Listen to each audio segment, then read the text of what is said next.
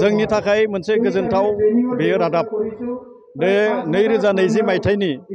27 जानुवारियाव जि BTR माने सुक्ति जाबाय बे बिटिआर सुक्तिनि गेजेरजों जोंनि आगोलाव थानाय जि बिटिएडि बे बिटिएडिनि सिमाया बारायनानै गहपुरसिम माने गोदोनि सनितपुर बिश्वनाथ जिल्लानिफ्राय माखासे माने गामिया हाबदों आरो बेवहाय 60टा रेभिनिउ भिलेजेसफोरा नैबे बिटिआर 2020 मायथाइनि जि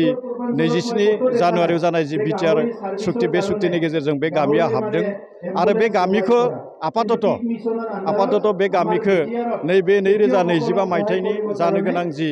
बिटिसि बिसायख'थि बे बिसायख'थियाव भट होनो हानाय जि मोनसे राहा बे राहाखौ नैबे प्रमद बर' बिथांनि दैदेननाय जि सरकार बे सरकारा बेखौ खालामनानै होबाय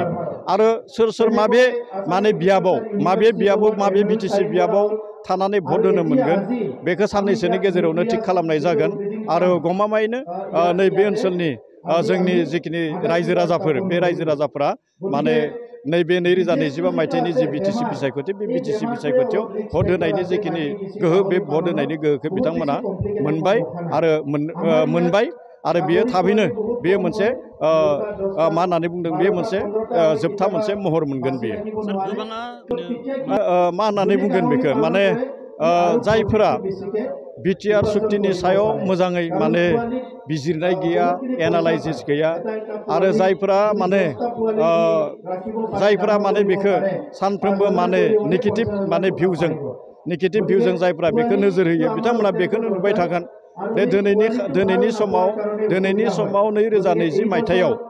20 मायथाइनि 27 जानुवारियाव जानाय जि बिटिआर सुक्तिनि दफाफोर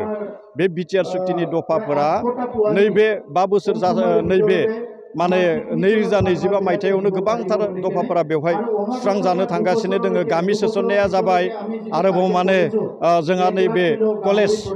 ना जोंनि सोलोंथाइ फसंथानफोरखौ प्रभिन्सियेलाइज खालामनायनि जिखिनि माने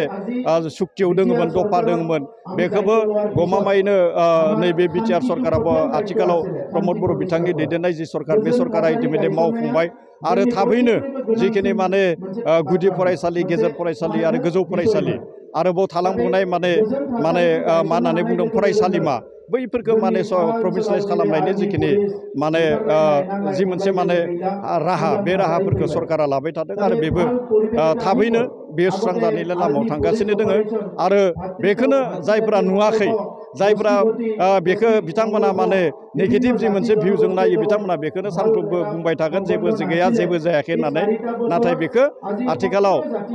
जाय जियानो बुङाथों मानो प्रमद बर' बिथांनि दैदेननाय जि सरकार प्रमद बर' बिथाङा नाथाय बिटिआर सुक्तिनि दफाफोरखौ मोनसेनि उनाव मोनसे मावगासिनो दङ आरो दाखालै बावैयो नैबे थांनाय 1 मे खालि जेब्ला दिल्लीयाव बर'नि बिफा बड'फा उपेन्द्रनाथ ब्रह्मनि मुसुखाखौ गायसननायजों लोगोसे बेवहाय बड'फा उपेन्द्रनाथ ब्रह्मनि मुङाव जेब्ला लामा माने उसुर्गा होयो इदिनखालि भारतनि नखर मन्थ्रि बिथाङा बुंदों नैबे 2025 मायथाइनि बिटिसि इलेक्सननि आगोलावनो आरो 2025 मायथाइयावनो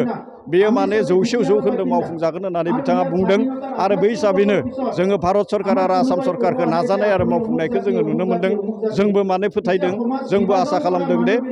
भारतनि नखर मन्थ्रि अमित शाह बिथाङा बुंनाय बायदिनो जोबोद थाबैनो 2020 मायथाइनि 27 जानुवारियाव जानाय जि बिटिआर सुक्तिनि दफाफोर बियो थाबैनो मावफुंजोबजागोन।